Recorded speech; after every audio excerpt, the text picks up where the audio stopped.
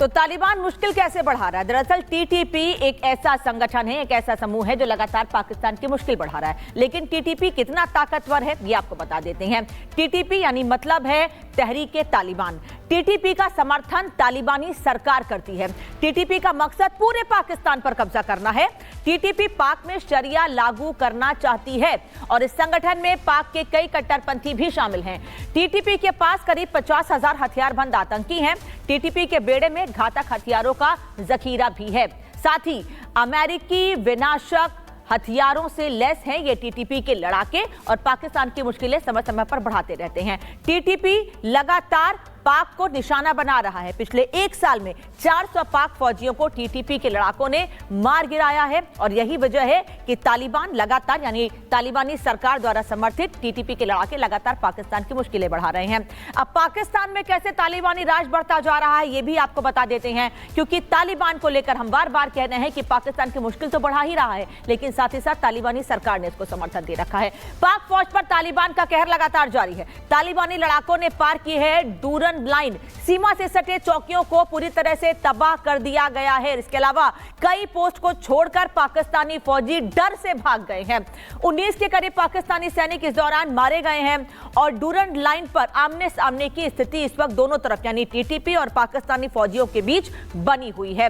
किस तरह के से हमला किया गया है तालिबान की ओर से पाकिस्तान पर, हम आपको तस्वीर भी दिखाने जा रहे हैं कि कैसे तालिबान या तालिबान सरकार समर्थित टीटीपी लगातार पाकिस्तान बढ़ा रहा है और पाकिस्तान की वो सीमा जो अफगानिस्तान तालिबान से लगती हुई है वहां पर कैसे हमले किए गए हैं। दरअसल पिछले दिनों पाकिस्तान ने भी तालिबान के इलाकों में हमला किया था जिसमें कई लोगों की जान चली गई थी और तालिबान ने साफ कहा था कि इसका अंजाम पाकिस्तान को भुगतना होगा। और ये तस्वीर आपको दिखा रहे हैं कि कैसे पाक सैनिकों और तालिबान सरकार समर्थित टीटीपी लड़ाकों के बीच गोलीबारी हो रही है और कैसे ये हमले किए गए हैं। लेकिन ये दावा किया जा रहा है टीटीपी की ओर से कि ये तो सिर्फ शुरुआत है। आने वाले दिनों में पाकिस्तान के अलग अलग इलाकों में सिर्फ अफगानिस्तान से या तालिबान से लगे हुए इलाकों पर नहीं बल्कि पाकिस्तान के उन इलाकों पर भी हमला किया जाएगा जो बड़े इलाके हैं, जो महत्वपूर्ण इलाके हैं, बड़े शहर हैं पाकिस्तान के, उन पर भी कब्जा किया जाएगा और आने वाले दिनों में वहां पर भी हमले करके पाकिस्तान के हुक्मरान जो लगातार तालिबान और पाकिस्तान की सीमा में सटे हुए रहने वाले लोगों पर हमला करते हैं, उनकी जान लेते हैं, उनको सबक सिखाया जाएगा। पाक ने तालिबानी चौकियों को पूरी तरह से तबाह किया तो वहीं तालिबान की ओर से भी लगातार हमले किए गए। पाक ने तालिबान में पिछले दिनों जो हमला किया था उसे इस बदले की शुरुआत के तौर पर देखा जा रहा है, लेकिन आने वाले दिनों में पाकिस्तान की मुश्किलें बढ़ेंगी, इससे इनकार नहीं किया जा सकता क्योंकि तालिबान ने इसको लेकर खुले तौर पर चेतावनी दी है।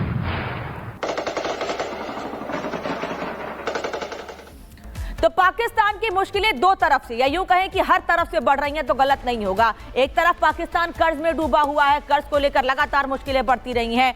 तालिबान की ओर से लगातार हमले किए जा रहे हैं और धमकियां भी दी जा रही हैं, चेतावनी दी जा रही है। वहीं बलूचिस्तान जो पाक का हिस्सा है वहां पर भी लोग लगातार अपनी नाराजगी जाहिर कर रहे हैं, सड़कों पर हैं और अब तो मुश्किल ऐसी हो गई है कि बलूचिस्तान के लोगों ने पाकिस्तान की ऐसी मुश्किल बढ़ा दी है कि पाकिस्तान के हुक्मरान चीन को चेहरा दिखाने के लायक तक नहीं रहे हैं।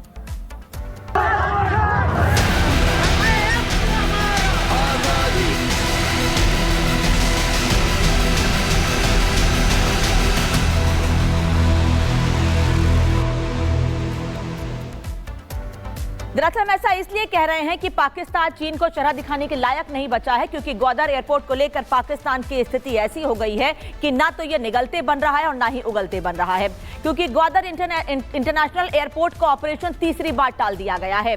एक तरफ चीन इस एयरपोर्ट को ओपन करने को लेकर लगातार पाकिस्तान पर दबाव बना रहा है तो दूसरी तरफ बलूचिस्तान के विद्रोहियों से डरे पाकिस्तान के हुक्मरानों ने पाकिस्तान की बेचैनी बढ़ा दी है।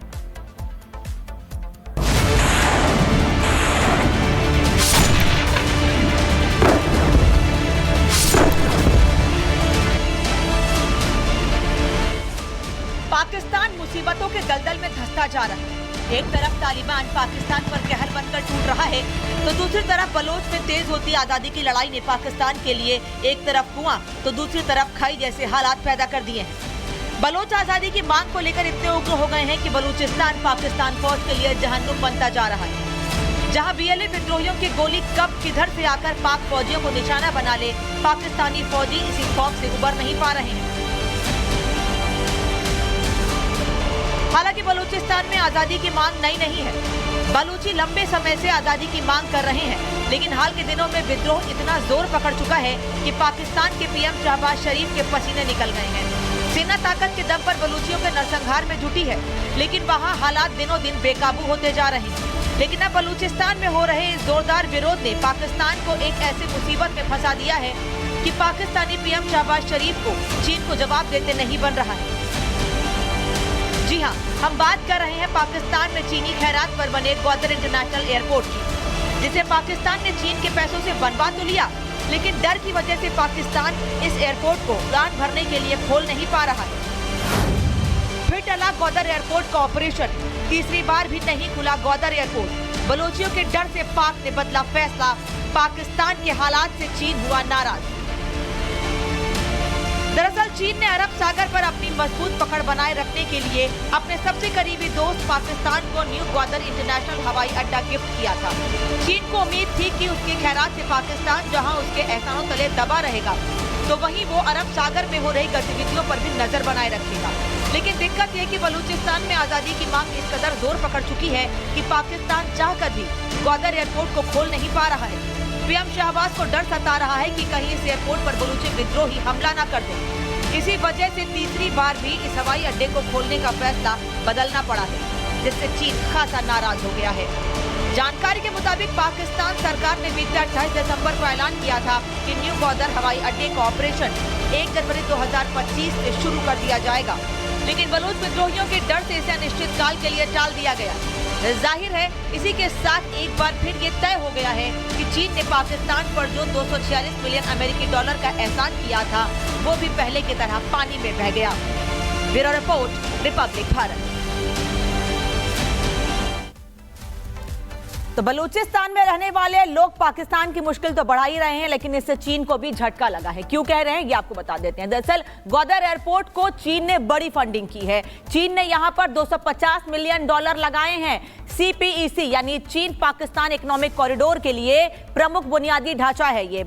एयरबस A380 के लिए इसे प्रॉपर डिजाइन किया गया था। इससे पहले 14 अगस्त 2024 यानी इसी साल इसका उद्घाटन होना था, लेकिन BYC के विरोध के चलते पहली बार इसका उद्घाटन टाला गया और फिर BLA के हमलों के चलते ये बड़ा फैसला लिया गया। बता दें आपको, BLA से डरा हुआ है इस वक्त पाकिस्तान और अनिश्चित काल के लिए अब ये जो इसका उद्घाटन है, इसको ओपन किया जाना, इसे टाल दिया गया है।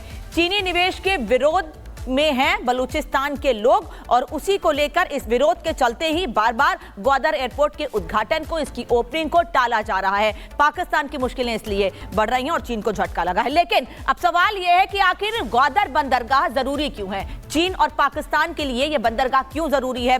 दरअसल दक्षिण एशिया, मध्य एशिया, पश्चिम एशिया को यह जोड़ता है। इसके अलावा होर्मुज जल डमरू मध्य के बिल्कुल नजदीक है। ये अरब सागर से तेल सप्लाई का अहम रास्ता है। ऊर्जा आयात का 80% इसी समुद्री क्षेत्र पर निर्भर करता है। चीन ने यहां पर 1.62 बिलियन डॉलर की लागत से इसे अपग्रेड किया है और पाक ने 2059 तक के लिए इसे चीन को पट्टे पर दे दिया है। लेकिन 2059 के बाद ग्वादर पाक का दूसरा नौसैनिक अड्डा होगा, यानी चीन के लिए भी जरूरी है और पाकिस्तान के लिए भी। और पाकिस्तान का ये तीसरा सबसे महत्वपूर्ण बंदरगाह है। पाक के लिए अंतर्राष्ट्रीय व्यापार केंद्र बन सकता है और इसीलिए चीन के साथ साथ पाकिस्तान के भी आने वाले समय में उसका भविष्य, उसका आयात, उसका निर्यात, उसका टिकना, उसका रुकना पूरी तरह से इस एयरपोर्ट पर निर्भर है। यानी 2059 तक चीन के लिए और उसके बाद पाकिस्तान के लिए यह जरूरी है। अब ग्वादर से भारत को घेरने की कोशिश कैसे की जा रही है? चीन भी और पाकिस्तान भी ग्वादर के जरिए भारत को घेरने की कोशिश कर सकता है, लेकिन इसको लेकर भारत ने तैयारी पूरी कर ली है। कैसे, ये आपको बता देते हैं। दरअसल ग्वादर पाक का तीसरा अहम बंदरगाह है। पाक को रणनीतिक फायदा दे सकता है। दो बंदरगाहों की तुलना में, यानी जो पाक के दो अन्य बंदरगाह हैं उनकी तुलना में भारत की पहुंच से यह बहुत दूर है।